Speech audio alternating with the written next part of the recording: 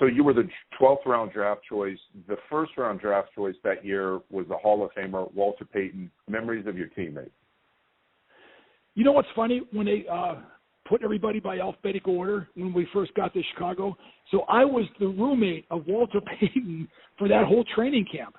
And Walter, what an inspiring individual. I mean, he always had a smile on his face and a chuckle. And, oh, my gosh, you talk about 100% effort 100% of the time. That was him. He could have played any position. He could have been a great safety. He could have been a cornerback. Maybe not quite as, he wasn't quite as fast as cornerbacks, but truly a great safety.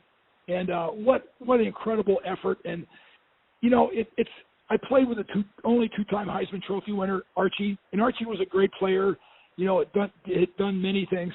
But Walter did things. He was like Mr. Pass, Punt, and Kick. The first day I see him, he's throwing balls like 80 yards. I mean, just rifling. When the ball actually like whistles, Brad, something's going on. This guy just isn't the normal guy throwing a football. When the ball goes, I'm going, I've never heard a football do that. He could catch, great hands, unbelievable strength. He was fast and strong. The first time we had a little like a universal machine on this first training camp for the rookies. Just shows you how antiquated even training was back then. We had no weights, just a universal machine. Walter Payton put the pin, anybody that's ever been around one of those, there's a pin that you can put in and choose how much weight you want, how many weights you want for different exercises. And there's like 6 or 7 positions around this machine which you can pick. Walter Payton put the pin in bottom spot of every position you can imagine. Leg press, overhead press, pulleys, everything you can imagine. And it wasn't like he just did one. He did 10 of each one of those. And he went around the whole machine and just did them simultaneously.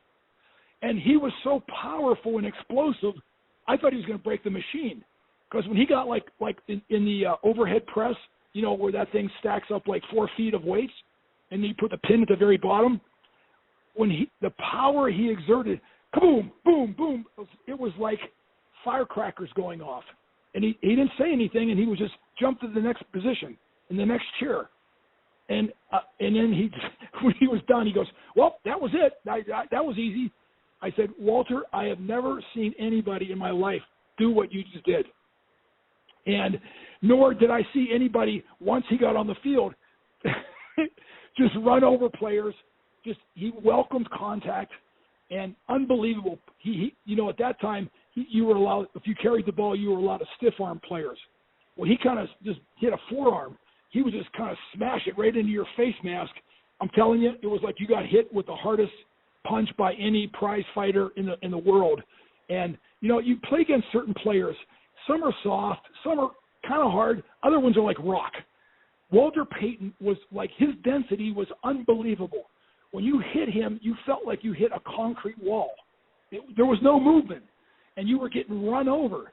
In other words, you not only had to hit him, you had to keep your feet moving. Because if you didn't keep your feet moving, he was going to just power you over and just run on top of you. And he did it to me a couple times, which I didn't think anybody could do. Walter Payton could do it.